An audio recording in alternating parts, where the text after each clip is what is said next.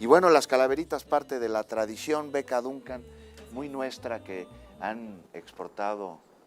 hemos exportado a otros países, como pues, el Halloween, que tiene algo nuestro, algo del norte de Europa. Pero ¿cómo ves las calaveritas y cómo ves sobre todo nuestra ofrenda de esta mañana? Bueno, increíble la ofrenda, estoy muy sorprendida. Se puso muy pilas la producción esta mañana.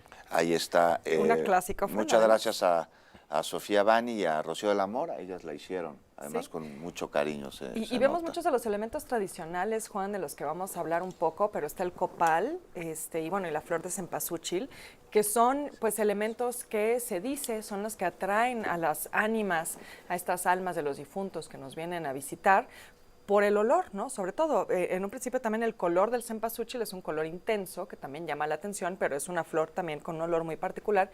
El copal, además de purificar, pues también tiene este olor. La sal, también un elemento de purificación. Y el agua, pues porque llegan sedientas las almas del inframundo. Así que vemos todos estos elementos aquí, así como las frutas de temporada, ¿no? Guayaba, naranja. Esto es algo que varía de región en región.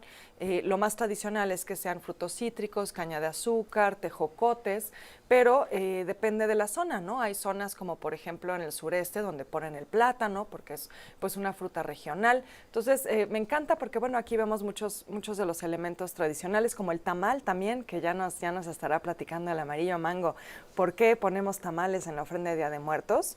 Y las ofrendas, fíjate Juan, que son muy interesantes si hablamos de su historia, porque habrá quienes nos digan que tienen un origen prehispánico y puede haber algo de cierto en esto porque pues efectivamente lo sabemos, era muy tradicional que en los entierros se hicieran ofrendas, sobre todo ofrendas a las deidades, había deidades de la muerte desde luego en las culturas prehispánicas, pero también ofrendas a los muertos donde se colocaban pues objetos de uso ritual, pero también había esta creencia que podían ser objetos que necesitaran en la otra vida.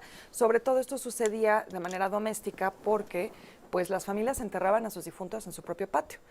Sin embargo, en realidad vamos a encontrar que tiene más un origen medieval que llega a nuestros territorios pues tras la conquista.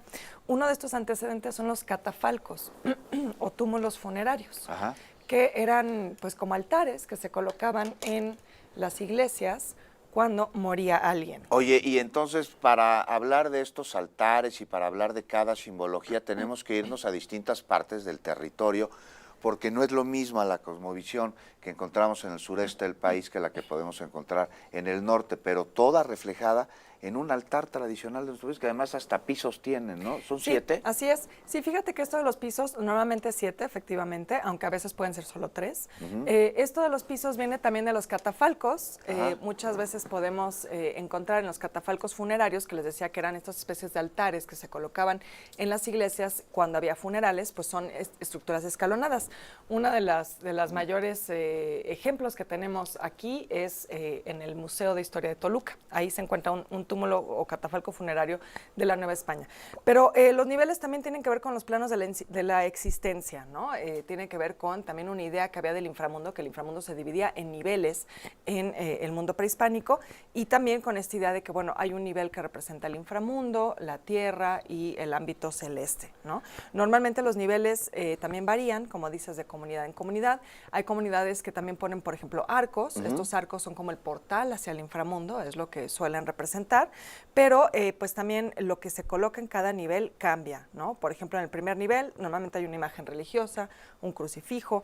En el segundo nivel suele haber una imagen que evoque a las ánimas del purgatorio, porque la idea del purgatorio es una de las cosas que también motiva mucho estas misas de fieles difuntos. La sal, que es la purificación del alma. En el cuarto nivel se pone el pan y la comida, ¿no? Muchas veces el pan también representa la Eucaristía.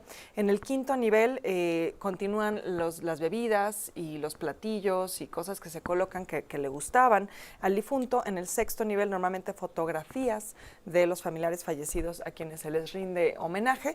Y en el séptimo nivel una cruz de sal, de flores, de semillas, normalmente ya colocado en el suelo. Como tenemos aquí, la cruz de sal. Así es. A ver, está con nosotros, se lo adelantaba, el amarillo mango. También le dicen Horacio Acosta.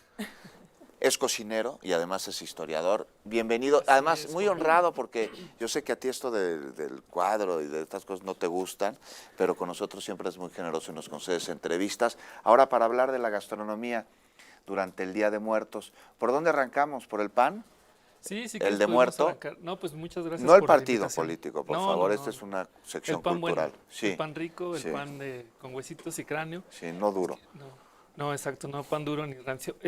Fíjate que el pan de muerto está también muy relacionado con las calaveritas de azúcar, porque hubo un momento en que las reliquias de los santos, incluso hasta de Jesús, Sí. se traficaban mucho en la época antigua, en la Edad Media, y entonces empezaron a tomar importancia los huesos, el cráneo, todo el cuerpo, ¿no? Las reliquias, ¿no? Las reliquias, exacto. Sí, las atesoran. Ahí te las encuentras en algunos templos Sí, sí, sí. de santitos y de... Sí, así como cuando la mamá guardaba el cordón umbilical y lo pegaba en un álbum, así en la iglesia. Ahora se guarda en un banco de células madre. Exacto. O sea, la tradición sí continúa, pero el sentido es distinto. Pero entonces el pan lo que representa justo es los huesos y la bolita más grande es el cráneo, Ajá. que viene de ese sincretismo, porque en unos pueblos llevaban los panes a bendecir y después se los comían, que también se relaciona como con la Eucaristía, con la hostia, Claro. que se transforma en el cuerpo de Cristo.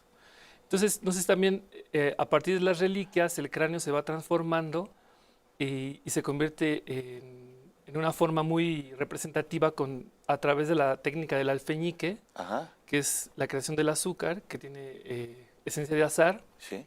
lo cual nos habla también de un pasado árabe ahí, porque llama mucho el olor del azar, de la naranja, Ajá. para atraer las almas. Oye, ¿y dónde inventan el pan de muerto? Bueno, ¿o dónde lo cocinan por primera vez? ¿O dónde se empieza a comer, a cocinarse y a comerse? Pues de la Edad Media ya se llevaban panes, digamos, como circulares, Sí. sin los huesos ni nada, a bendecir a la iglesia y ya después se los comían ahí, en, Ok. en las celebraciones de todos los santos. Y queda en México, ¿no? Porque me Sí. parece que ya en pocos lugares continúa la tradición. como Sí, en sí, sí, nuestro se dan país. en pocos lugares y también aquí se ven en el pan que se cocina en México reminiscencias de estos cruces culturales, porque también se utiliza la esencia de azar, los huesitos claramente y las bolitas que representan el cráneo, pero es un tipo de pan, digamos, como una bollería como un tipo más francés, porque tiene muchísima mantequilla y es un pan batido ahí, Qué no tan rico. amasado como un pan de masa madre, digamos. Oye, y el mole, ese sí, pues nada más aquí en México, ¿no? Comemos mole, pero porque se los dejamos en la ofrenda a nuestros muertitos y nos comemos nosotros las sobras. ¿Cómo está? ¿Por qué es tradicional el mole en Día de Muertos en México? Pues es que también depende mucho de lo que le gustaba a los difuntos. Había gente que le gusta mucho el mole. Ujú. Bueno, a mí también me gusta, pero me gusta más el pipián. Y Uy, en las qué rico. ofrendas se los ponen para que ellos vengan y se coman lo que les gustaba.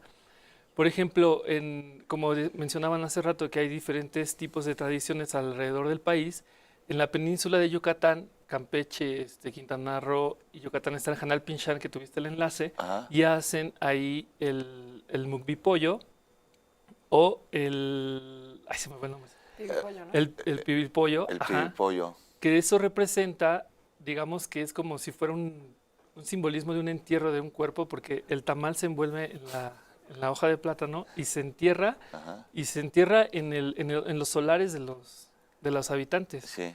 Que antes la tradición también ahí en la península era que se enterraran también ahí los cuerpos de los difuntos.